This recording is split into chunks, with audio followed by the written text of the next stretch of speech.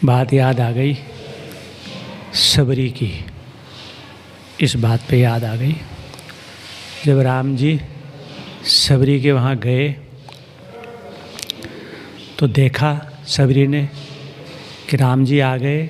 दौड़ी दौड़ी गई, आसन लाई, राम जी को आसन दिया, वन में गई, पके पके फूल तोड़ के ले आई, राम जी के सामने रख दिया और हाथ जोड़ के खड़ी हो गई और कहने लगी कई विधि स्तुति करो तुम्हारी, अधम जाति जड़मति में भारी, अधम ते अधम अधम अति नारी, तेई में मैं मति मंद गंवारी। सबरी ने राम जी से कहा कि हे प्रभु, मैं किस विधि से किस प्रकार से आपकी स्तुति वंदना प्रार्थना करूं। स्त्री का जो घट शरीर है वह अधम माना गया है, उसमें अधम से भी अधम मैं जाति से भिलनी हूँ, गंवार हूँ, पढ़ी लिखी नहीं हूँ। यदि मैं आपको प्रसन्न करूँ तो कैसे करूँ बोले। अपनी बहुत दीनता प्रकट की। तो ये बात सुन के राम जी को कष्ट हुआ। राम जी ने कहा कह रघुपति सुनु भामिनी बाता, और मानो एक भक्ति कर नाता। राम जी ने कहे भामिनी मेरी बात को सुनो, तुम ये कहती हो कि मैं छोटी जाति की हूँ, पढ़ी लिखी नहीं हूँ, गंवार हूँ, तो मैं जाति का नाता नहीं मानता हूँ। जाति पाति पूछे नहीं कोई, और हरि को भजे सो हरि का होई। तुलसी भगत स्वपच भलो, भजे रैन दिन राम, ऊंचो कुल के ही काम को, जहाँ न हरि को नाम। तो वहाँ पे राम जी कहते हैं कि मैं जाति का नाता नहीं मानता हूँ। हाँ, तो किसका नाता मानता हूँ? मानो एक भक्ति कर नाता। मैं तो एक भक्ति का नाता मानता हूँ, कोई नाता नहीं मानता। तब सबरी के मन में बात जानने की जिज्ञासा हो गई, ये बात जानने की इच्छा हो गई कि प्रभु जब आप और कोई नाता ही नहीं मानते हो, एक भक्ति का ही नाता मानते हो, तो भक्ति क्या है, भक्ति किसे कहते हैं बोले। क्यों कि संसार में संसार वालों ने अनेक प्रकार की भक्ति मान रखी है। कोई बड़ को पूजना भक्ति मानते हैं, कोई पीपल को पूजना, कोई तुलसी को पूजना, कोई गोबर माटी काठी धातु आदि को पूजना भक्ति मानते हैं। जब आप और कोई नाता ही नहीं मानते हो, एक भक्ति का है नाता मानते हो, तो भक्ति क्या है बोले, भक्ति किसे कहते हैं। तब राम जी ने कहा सावधान सुन धर मन माही, अर नवधा भक्ति कहो तो ही पाही। राम जी ने कहा तू सावधान होके सुन बोले। ध्यान दीजिए, राम जी ने सबरी से पहले कहा सावधान होके सुन। सावधान होके सुनने के लिए कहा। कहने वाला चाहे कितना ही सुंदर क्यों ना कहे, परंतु सुनने वाला जब तक ठीक से नहीं सुनेगा, उसको उसका फल लाभ नहीं मिलेगा। इसलिए राम जी ने कहा सावधान सुनो और धर मन माही। और सुन लिया तो भी नहीं बनेगा, उसको मन में धारण कर बोले। सावधान सुनो, सावधानों के सुन, और सुनने के बाद उसे मन में धारण कर। नवधा भक्ति कहो तो ही पाही। मैं तेरे को एक दो नहीं 9 प्रकार की भक्ति बताता हूँ बोले। तो राम जी ने कहा प्रथम भक्ति संतन कर संगा। पहली भक्ति में राम जी ने संतों का सत्संग बताया। अब ध्यान दीजिए, उस जगह पे राम जी ने ये नहीं कहा कि प्रथम भक्ति तुम मेरा नाम जपो, मेरा स्मरण करो, अमुक तीर्थ में जाओ, व्रत करो, हवन करो, यज्ञ करो। नहीं कहा राम जी ने। राम जी ने कहा प्रथम भक्ति संतन कर संगा। पहली भक्ति संतों का सत्संग बताया। परंतु संसार वालों को संतों के सत्संग का लाभ निश्चय नहीं है कि संतों का सत्संग से क्या लाभ होता है। बहुत से तो प्रश्न कर लेते हैं कि हम संतों का सत्संग क्यों करें, हम संतों का सत्संग क्यों करें, संतों की सत्संग से क्या मिलता है, संत क्या देते हैं। हम खेती करते हैं, हमें अनाज मिलता है, हम व्यापार करते हैं, हमें रुपए मिलते हैं, हम कोई सर्विस करते हैं, हमें वेतन तनख्वाह मिलती है। हम संतों का सत्संग क्यों करें, संतों की सत्संग से क्या मिलता है, संत क्या देते हैं। तो संत क्या देते हैं, साचो उपदेश देत, भली भली सीख देत, समता सु बुद्धि देत, कुमति हरत है।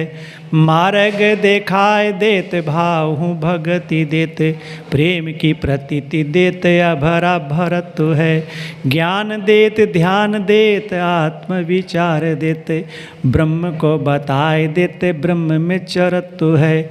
सुंदर कहत जग संत कछु देत नाही, संत जन निस दिन देबो ही करत है।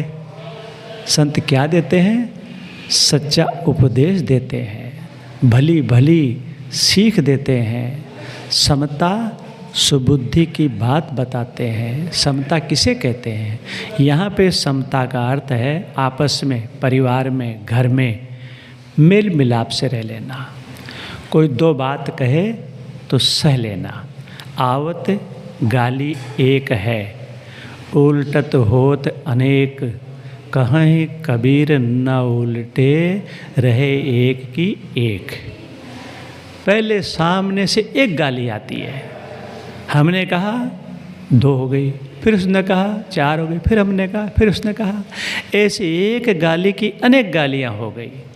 और जो सामने से एक आई, हमने वापस जवाब न दिया, एक की एक रह गई। एक छोटा गांव था, छोटा गांव था। उस घर में एक थी डोसी, डोसी बुढ़िया डोकरी थी। वो घर में दिन में सबसे लड़ती थी मार, बेटा से लड़े, बहू से लड़े, बच्चों से लड़े, दिन भर सबसे लड़ती रहती थी। तो उसका बेटा परेशान हो गया। जैसे आज ये मंत्री समस्या शिविर समाधान लगाते हैं, ऐसे उस समय बाहर लगा था। हाथ जोड़ के उसका बेटा, क्षमा कीजिए बेटा, बुढ़िया का बेटा जो है वो परेशान हो गया, सबसे लड़ती थी वो। तो राजा क्या दरबार में जाके खड़ा हो गया हाथ जोड़ के। राजा ने देखा, पूछा, कहो क्या बात है। राजा ने कहा, सरकार हमारी डोसी डोकरी माँ दिन भर घर में सबसे लड़ती है, बोले मार, कोई फैसला करो। राजा ने कहा बुलाओ बुलाओ। बुढ़िया आई। राजा ने बुढ़िया से कहा, बुढ़िया तुम दिन भर घर में सबसे क्यों लड़ती हो। तो उसने कहा लड़ूंगी लड़ूंगी बोले। अरे राजा ने कहा तुम क्यों लड़ोगी, तो कहा लड़ूंगी। अरे राजा ने कहा क्या तुम्हें खाने को रोटी नहीं मिलती है। खैर रोटी की तो कमी नहीं है घर में। क्या तो पहनने के लिए कपड़ा नहीं मिलते हैं। खैर कपड़ों से तो अलमारी भरी है, बोले बक्सा भरा है कपड़ों से। क्या तुम्हें सोने के लिए जगह नहीं मिलती है। खैर काफ़ी लंबी चौड़ी जगह है घर में, कोई कमी नहीं है। तो फिर क्यों लड़ती हो। कि लड़ूंगी। अरे तुम लड़ोगी तो क्यों लड़ोगी। तो बुढ़िया कहती है यदि मैं लड़ाई न लड़ूं तो मेरी रोटियां हजम ना हो, बोले मार। तो कहे कोई बात हुई। अरे रोटी हजम करना है, छोटा मोटा कोई परिश्रम मेहनत वाला काम कर लिया करो, तुम्हारे लायक जो हो छोटी मोटी सेवा कर लिया करो, हजम हो जाएगी। तो कहा नहीं लड़ूंगी, बोले अच्छा। तो छोटा गांव था, सब ग्रामवासियों को राजा ने बुलाया अपने यहाँ।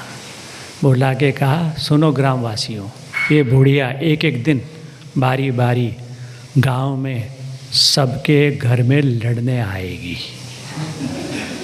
हाँ अब ये तो खूब लड़ती है, गालियाँ निकालती ही है, आप सब गांव वालों को छूट है कि आप सब भी खूब लड़दार गाड़ियाँ निकालना बोले। बुढ़िया से कहा, कहो बुढ़िया।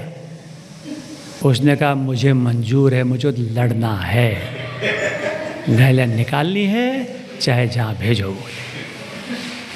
तो राजा ने उसके बेटा से कहा, देखो भाई, तुम्हारे गांव में 30 घर हैं, तो एक एक दिन सबके गांव में जाएगी, 29 दिन हो गया। अब महीना में एक दिन तुम्हारा नंबर आएगा, बस एक दिन तुमको सहना पड़ेगा। उसने कहा, चलो 29 दिन तो पिंड छूटा, सह लूँगा, एक दिन सह लूँगा बोले। बुढ़िया गांव में पहले दिन पहले घर में गई। जाते ही बुढ़िया ने गालियाँ निकाली घर वालों को, तो सामने घर वाले उसी गालियाँ बिना काम क्यों सुने, उन्होंने भी खूब गालियाँ निकाली।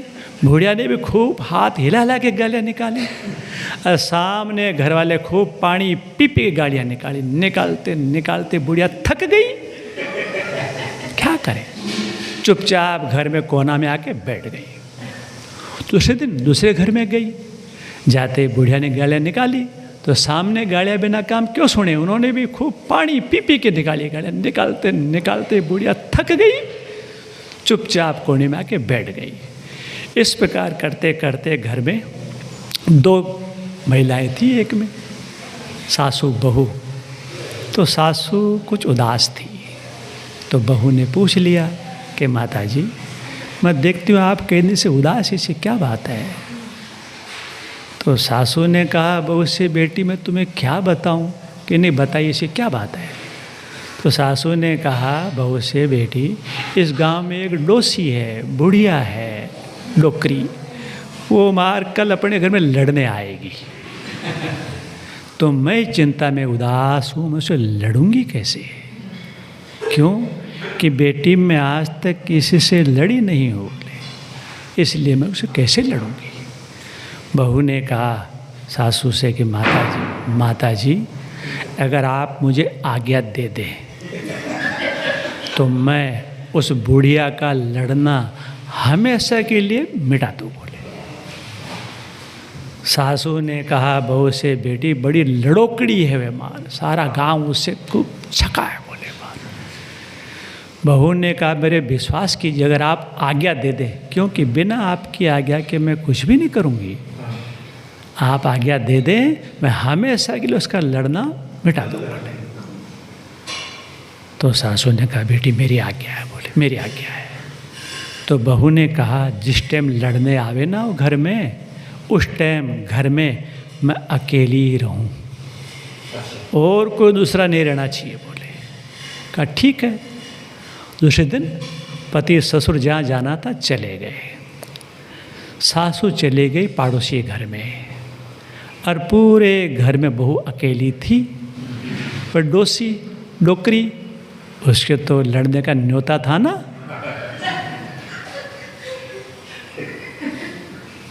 आ गई टाइम पे और आते ही उस डोसी ने डोकरी ने द्वार से गाड़ियाँ निकालना शुरू कर दिया। और जो घर में बहुत ही मौन चुप कुछ न बोले। बुढ़िया कहते निकाल निकाल, तू भी तो गाड़ियाँ निकाल। बहू मौन। अरे डोकरी कहती मार तू कुछ तो बोल बक, मैं अकेली किसी सिर पटकूं, तो कुछ तो बोल बक। बहू मौन। बहू ने दांतों के बीच में जीभ दे लिया, मौन। वो बुढ़िया परेशान हो गई, दुखी हो गई। मार ये क्या घर है बोले, न कोई लड़ता न कोई झगड़ता, न कोई बकता न कोई झकता, अकेले किसी सिर पटकूं। वो तो उन्हीं समय उन्हीं पैरों से वापस राजा के यहाँ चले गए दरबार में। राजा जान गए। राजा ने पूछा क्या बात है। बुढ़िया कहती है सरकार फलाने घर से मेरा नाम काट दो। बोले क्यों। बोले मैं उस घर में लड़ने नहीं जाऊंगी। बोले कि क्यों नहीं जाएगी, वो कोई घर है क्या, न कोई लड़ता न कोई झगड़ता न कोई बकता न कोई झकता, मैं अकेली किसी सिर पटकूँगा, मेरा नाव काट दो, नहीं जाऊंगी बोले। राजा ने कहा डोकरी तुमको 30 दिन रोजाना उसी घर में लड़ने जाना पड़ेगा।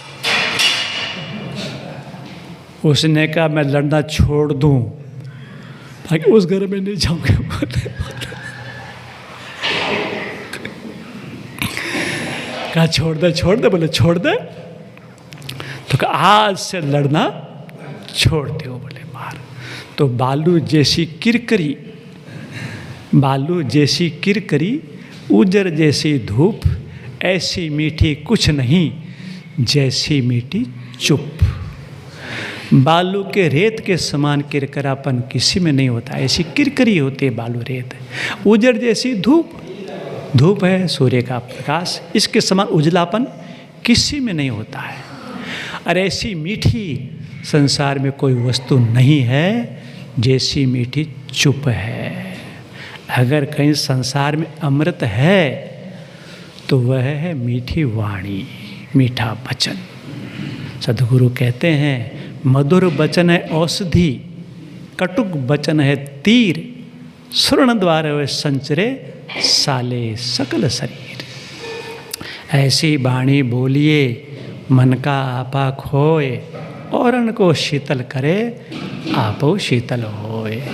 बोली तो अमोल है जो कोई बोले जान, हे तराजू तौल के तब मुख बाहर आन। तो मैं निवेदन कर रहा था शुरू में, राम जी ने सबरी को प्रथम भक्ति में संतों का सत्संग बताया। तो संतों की संगत से क्या मिलता है, उसी पे चर्चा चल रही थी। संत सच्चा उपदेश करते हैं, भली भली सीख देते हैं, समता सुबुद्धि की बात बताते हैं, ज्ञान देते हैं आत्मा का, ध्यान का समझो कि जो है बताते हैं। अभरा जो कभी न भरे वह है तृष्णा। मनुष्य की तृष्णा कभी नहीं भरती है। निर्धनिक कछु धन चहे, धनिक चहे विशेष, विशेष हूँ विशेष चहे, होवन चहे नरेश, नरेश चहे इंद्रपद, इंद्र चहे रणजीत, असुर चहे सुरपति बंधन, ये तृष्णा की रीत। जो 10 20 50 भय शत होन हजार की आस जगेगी, कोटि अरब खरब पदम धरापत होने की चाह जगेगी। स्वर्ग पताल को राज चहे, तृष्णा अधिकति और बढ़ेगी। सुंदर एक संतोष बिना सठ, तिरिक्त भूख कभी न मिटेगी। इसलिए संतों के सत्संग से ऐसा ज्ञान मिलता है कि मनुष्य की तृष्णा शांत हो जाती है। आत्मा का ज्ञान देते हैं, ये जीव कहाँ से आया है, कहाँ जाएगा, बंधन में क्यों पड़ा है, बंधन से कैसे छूटेगा, जड़ क्या है, चेतन क्या है, आत्मा क्या है, परमात्मा क्या है, आदि गृहस्थी में अपना कैसे जीवन जिए कि जिससे हमारा जीवन सुखी रहे। इन सारी बातों का जो ज्ञान है वह संतों के सत्संग से ही होता है। इसीलिए राम जी ने कहा सेवरी प्रथम भक्ति संतन कर संगा।